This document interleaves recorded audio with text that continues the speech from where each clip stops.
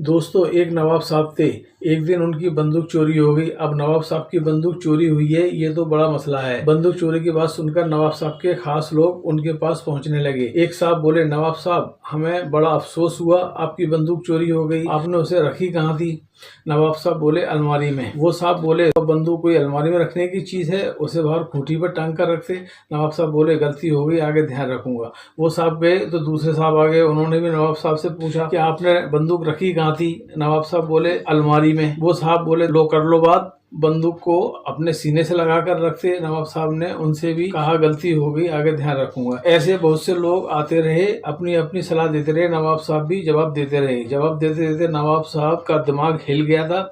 अब वो पके हुए बैठे थे। इतने में एक और आ गया पूछने। उसने भी वही सवाल पूछा, आपने बंदूक रखी कहाँ थी? नवाब साहब को गुस्सा आ गया और वो बोले, अपने मुंह में रखी थी। तो वो साहब कुछ देर सोचकर बोले, थोड़ा कुंडा बाहर रह गया हो।